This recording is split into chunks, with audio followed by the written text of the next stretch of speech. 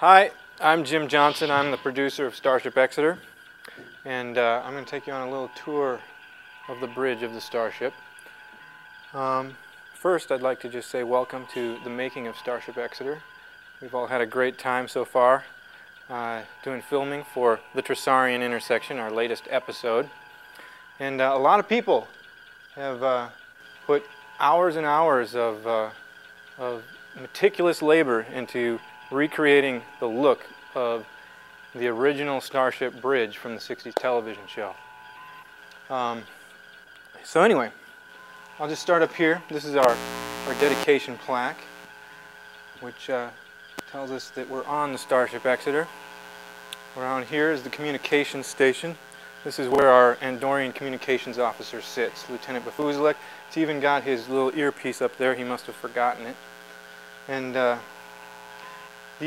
all these plastic panels here, these were handmade by a guy named Art Retallick.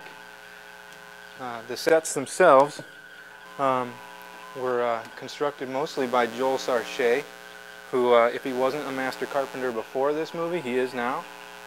A lot of the graphics up here, like this one, were done by Dennis Bailey, who's also the playwright, the screenwriter, who wrote Tressaurian Intersection for us.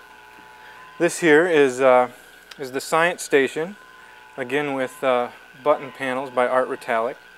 The data tapes here, these were crafted by moi, as well as the science station computer and the sensor hood.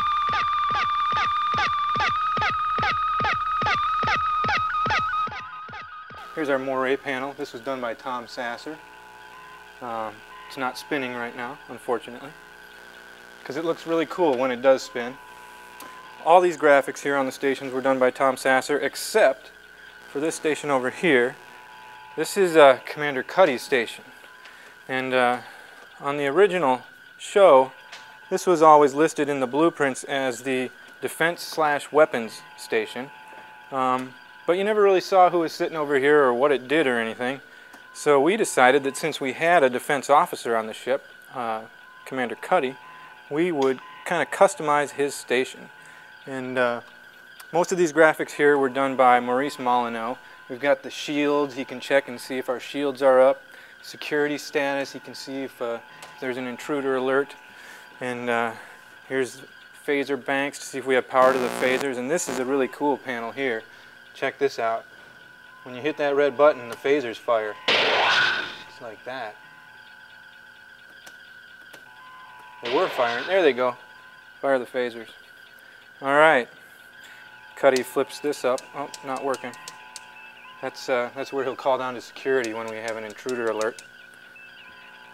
And continuing over this way, this is our viewing screen.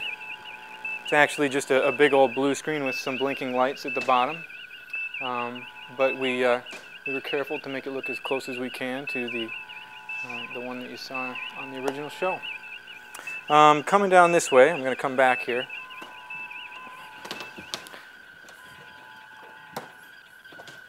This is the command module of the bridge.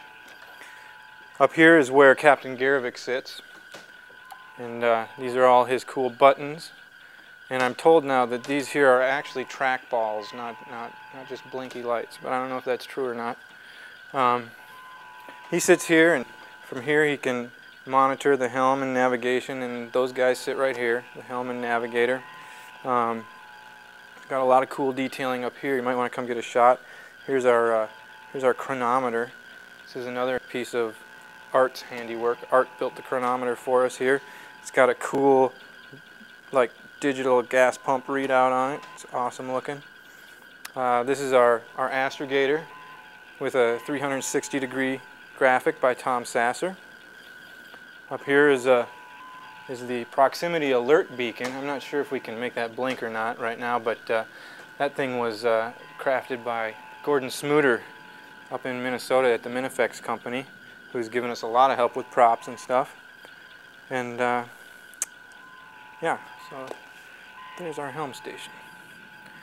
Okay, well, that pretty much concludes our tour of the bridge of the Starship Exeter. So enjoy the rest of the show.